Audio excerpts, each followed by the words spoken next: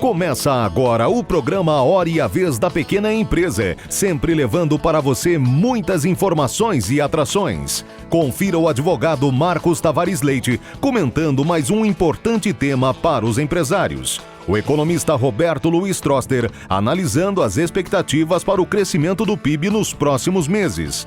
O advogado Marcos Bernardini explicando o que é inversão do ônus da prova, um instrumento muito utilizado no direito civil, além de dicas e curiosidades. E nesta semana o presidente do Simp, Joseph Cury, recebe o presidente do conselho da MGB, Mambo Giga Brasil, André Nassar. Fique conosco!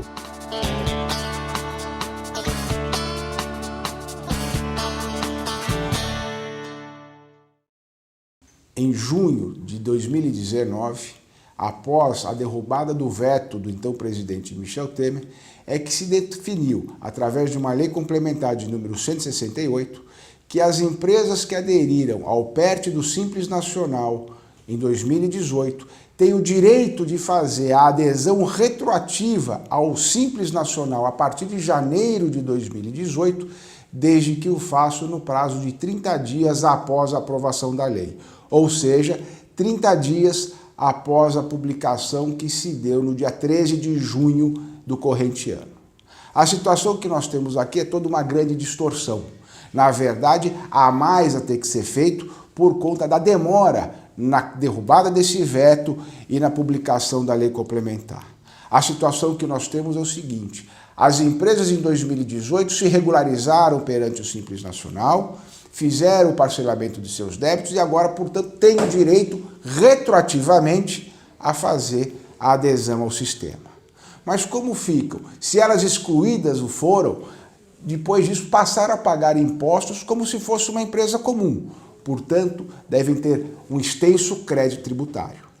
Por outro lado, aquelas que não conseguiram fazer a adesão ao Simples Nacional por conta da não retroatividade da lei de abril de 2018, provavelmente ficaram excluídas. Muitas não conseguiram arcar com o pagamento dos impostos como uma empresa normal e em janeiro de 2019 também não puderam fazer a adequação e a opção ao Simples. Estamos falando em mais de 500 mil micro e pequenas empresas optantes do Simples que foram excluídas desse regime a partir desse ano de 2019.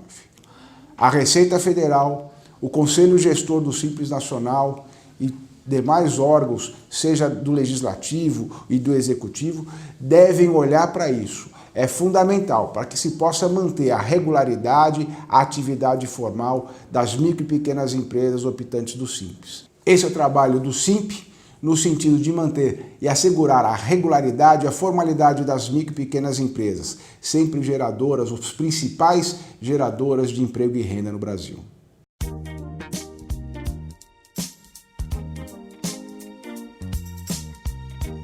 Minas Gerais é uma das 27 unidades federativas do Brasil, sendo o quarto maior estado da nação e o segundo mais populoso. Aí vão algumas curiosidades sobre ele. A primeira cidade do estado foi Mariana. Ela também foi a primeira capital de Minas. Liberta as quais será também. O lema na bandeira significa liberdade ainda que tardia. O território de Minas Gerais é o maior do que a França inteira. O ponto culminante do estado é o Pico da Bandeira, com quase 3.000 metros de altitude. Minas é o estado com maior número de municípios, 853. Essa, você sabia?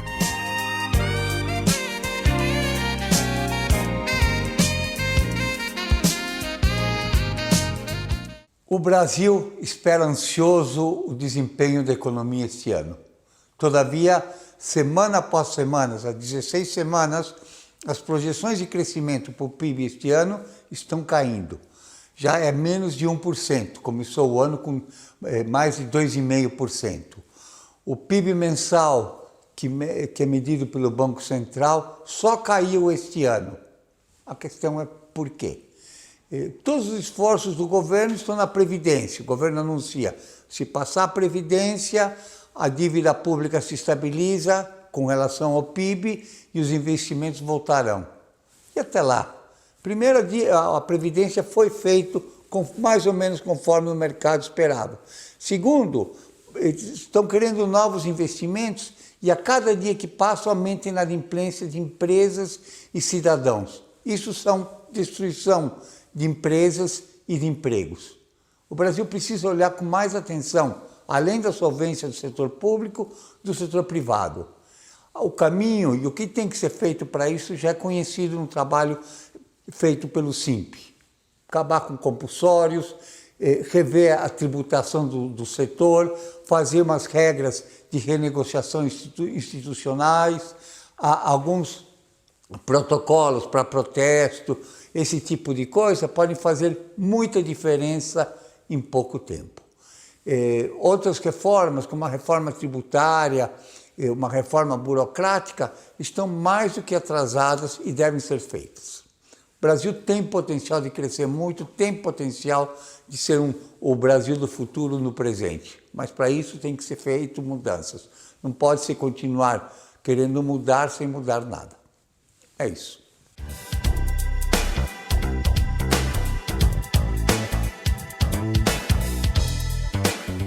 Quando o consumidor propõe uma ação contra o fabricante ou contra o produtor, é dele o dever, é dele o ônus, a obrigação de provar, então, que ele tem direito. Essa ideia de inversão do ônus da prova, ou seja, que o fabricante tem que provar que o consumidor estava errado, na verdade, não é a regra. A regra é que o consumidor deve provar que tem direito. Essa possibilidade de inversão é um direito do consumidor, mas ela só vem quando o juiz determina dentro do processo. Por exemplo, no caso de um carro que tem algum tipo de problema, algum tipo de vício ou algum tipo de defeito. Necessariamente nesse caso, o juiz vai determinar a realização de uma perícia para que um engenheiro mecânico avalie se aquele problema é em razão do fabricante ter cometido algum tipo de incorreção ou mesmo o consumidor não ter então cuidado corretamente do veículo.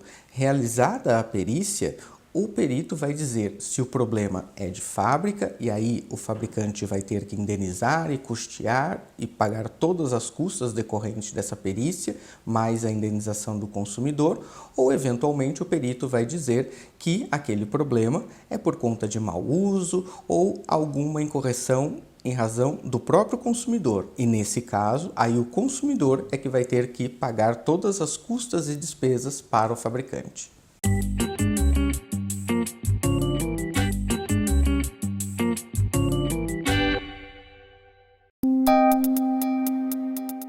Entrevista da semana.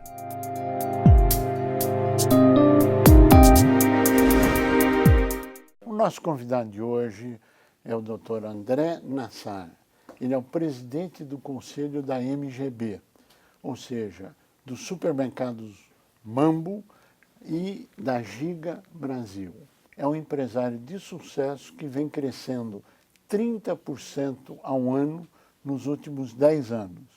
E hoje ele vai nos contar o segredo e o que ele acha dos horizontes futuros. É um prazer tê-lo conosco. Muito obrigado, Cury.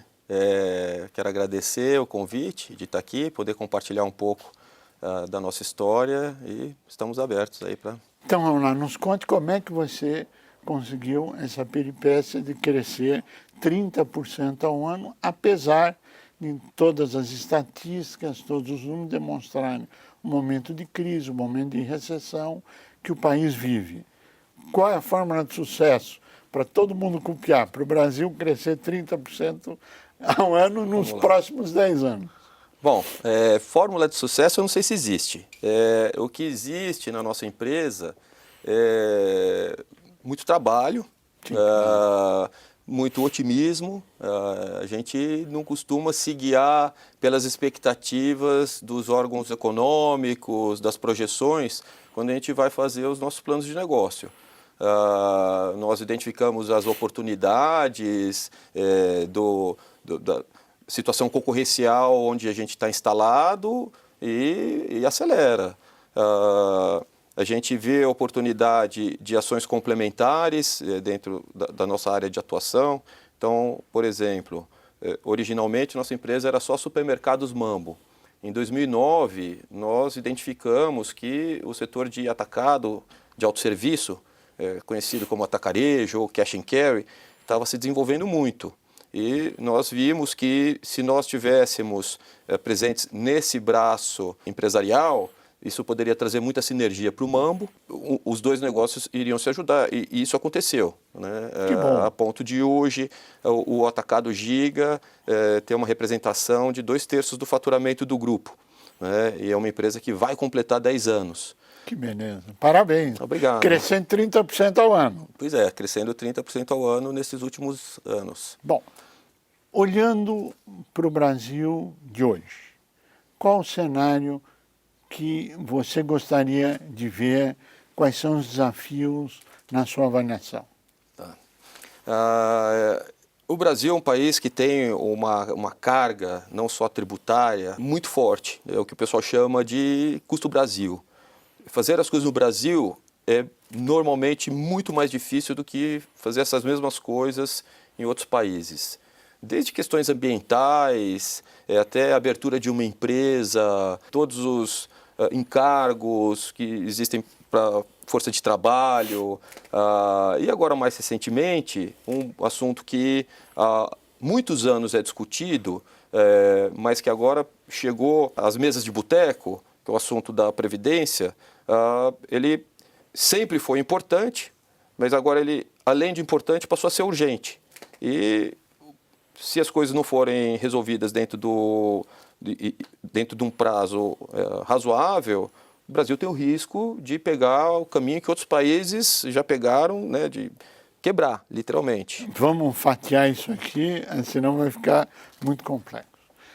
Eu gostaria só de fazer uma ressalva que eu acho importante, que é a abertura de empresa. Sim. O CIP tem um convênio com a Junta Comercial há anos, como em São Paulo, várias outras entidades têm.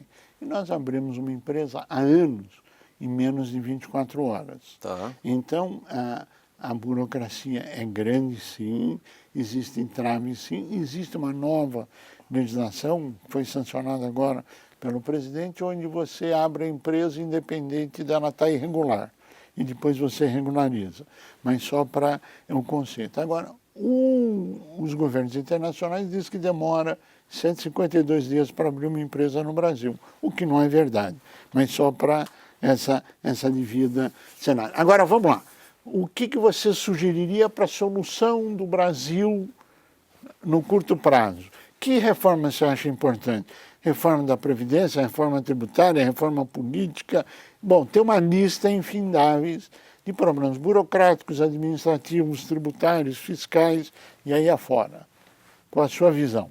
Tá. Eu não tenho uma resposta pronta, né? Não, eu estou falando com empresário. Eu estou falando com empresário. Só voltando na última, Sim. Eu acho que a sua intervenção é perfeita e talvez eu tenha me expressado errado. Mas, por exemplo, uma licença de funcionamento para uma loja, por exemplo... É outra história.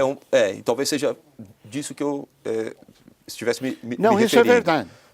Nós, por exemplo, estamos com uma unidade tá pronta para abrir, está com geladeiras, está com as gôndolas, está pintado e faz 3 meses que a gente está aguardando, eu não vou falar de que município que é, para liberar a nossa licença de funcionamento. Isso é verdade.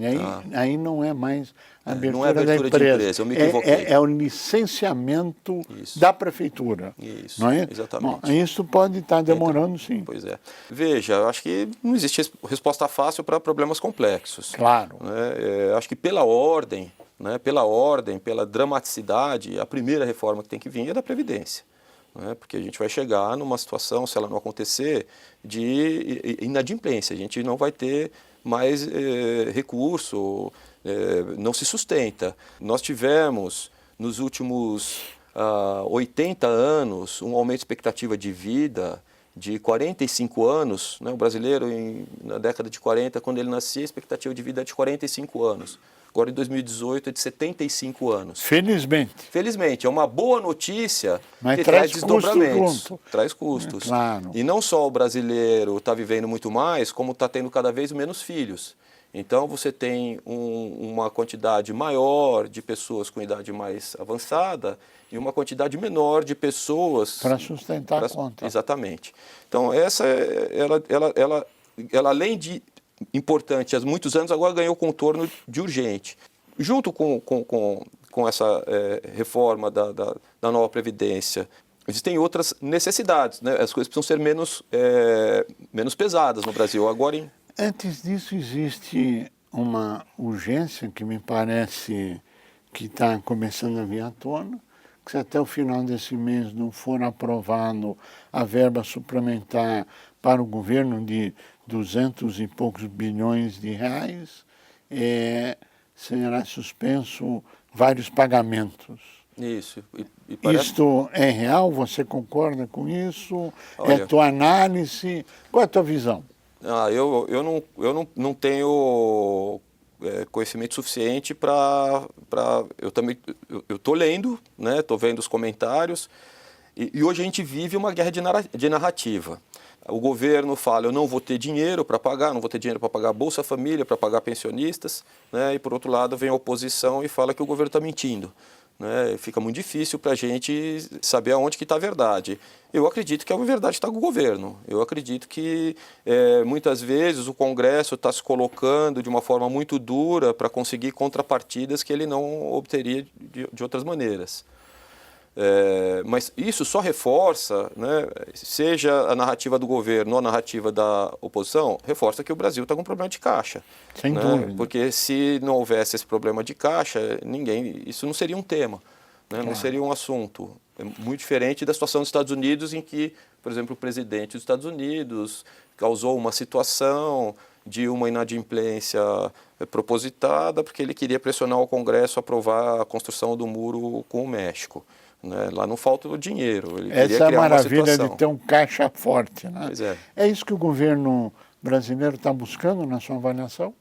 Eu acho que ele está buscando o equilíbrio fiscal, passar a ter um caixa que permita ele voltar a fazer investimentos, porque o papel do governo em grandes investimentos é relevante, acho que em qualquer economia.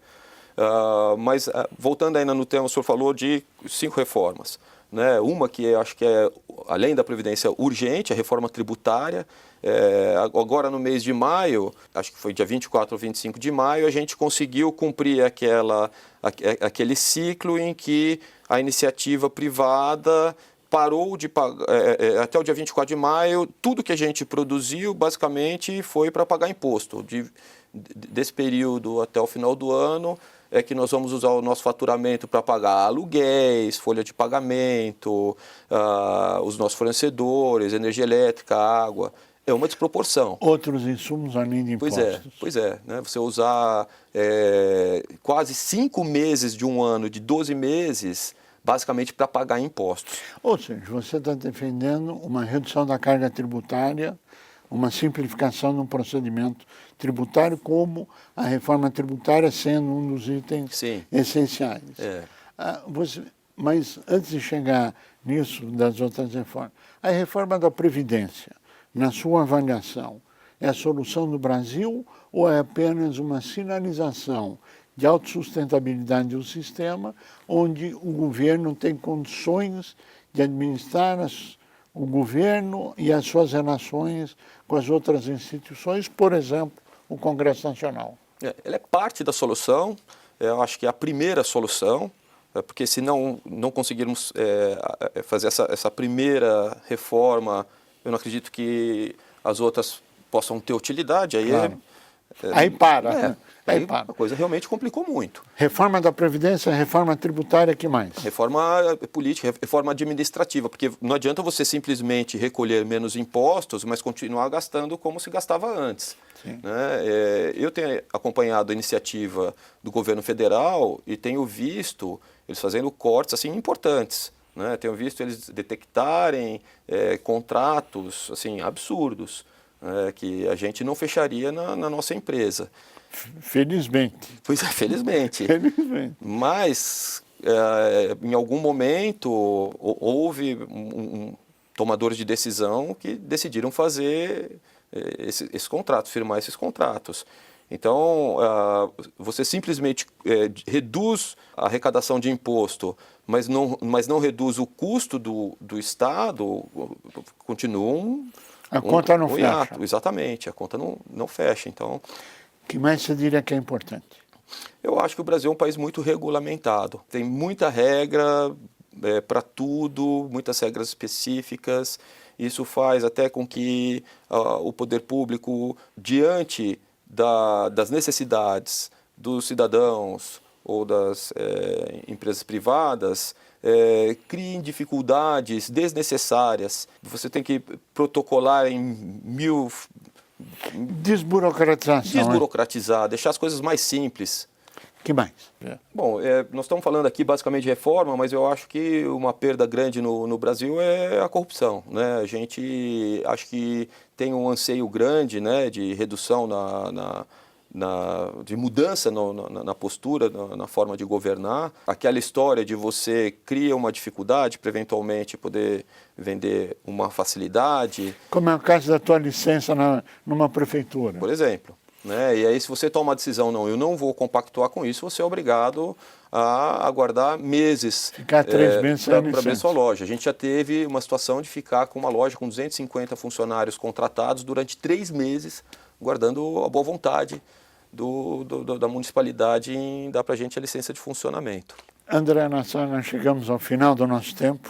Eu queria agradecer o seu brilhantismo, desejar que as suas organizações cresçam mais 30% ou mais por ano nos próximos 10 anos e que o seu exemplo possa ser seguido por todos que têm nos assistido com crescimento. E a sua visão de Brasil, obrigado, parabéns e o otimismo acho importante. A você que esteve conosco, o nosso mais profundo agradecimento, com a certeza que estaremos juntos na semana que vem. Até lá!